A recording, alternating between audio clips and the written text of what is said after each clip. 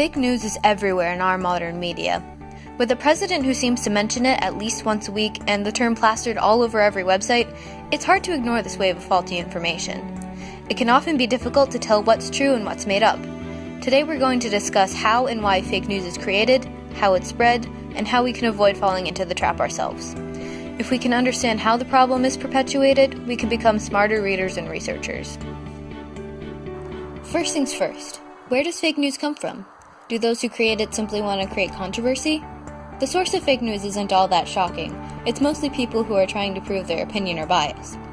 Fake news often roots from anger, frustration, or desperation, frequently pertaining to politics or pop culture. Sensationalism is unethical, but it's sadly a fairly effective way for people to try to prove themselves right or to get attention. Since the internet is a prominent fixture in the lives of many Americans, many people can get their voice heard. Although more people than not use us as a helpful tool to spread good ideas, some poison the waters with false information that they would like to use as leverage. Secondly, how is fake news spread? Fake news is mainly spread for the same reason it's created: bias. People don't tend to subscribe to fake news that goes against their opinions. Rather, if someone says something that proves our idea, no matter the truth value, we are more inclined to believe it. Cognitive neuroscientist Tali Sherratt found that people are more open to new information if it aligns with our own ideas, and we tend to ignore information that attempts to prove us wrong. Another neuroscientist, Bahadur Barami, is credited for showing how people tend to weigh self-proving information equally, regardless of the validity. We also tend to gravitate towards information that's shocking or provokes strong emotions.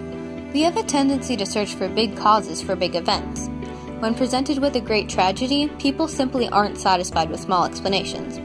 In one study, two groups of people were told about an explosion on a plane.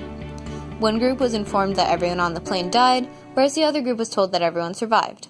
Weirdly, the death group tended to believe that the explosion was the work of terrorists, while the survived group leaned more towards a mechanical mistake. Why is this? We as humans are wired to believe that extreme circumstances must have extreme causes. This is called proportionality bias, and it's a reason for many of our circulating conspiracy theories. The internet, once again, is a culprit when it comes to spreading fake news. Facebook is taking a lot of heat for the role it plays in spreading fake news, so much so that some countries in Africa have restricted the use of the site along with Twitter before elections. Although Facebook can't choose what people share, it's frequently used to perpetuate fake news to what the New York Times claims to be nearly a quarter of the planet. Despite this, the internet can't solely be blamed for fake news and conspiracy theories. Really, rumors have existed since long before the internet. According to psychology professor Rob Brotherton, when it comes to fake news, quote, "People blame the internet or even TV shows like The X-Files. But research shows that's not true.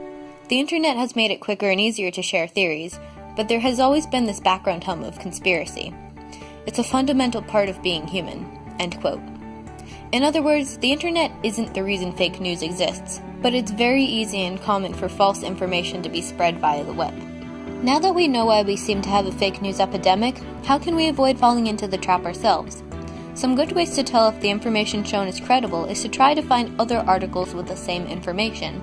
If you can't find another source saying the same thing, the information might be false.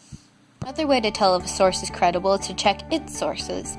If there aren't any sources listed or if the sources aren't credible themselves, the information given is likely false or not well researched. In addition, check the credentials of the author.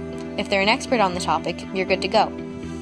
If you plan to follow a current event, check for new information a couple times a day instead of checking every few minutes or every hour. This allows there to be time for correct information to emerge and false ideas to be disproven, making it easier to know what's accurate and what isn't.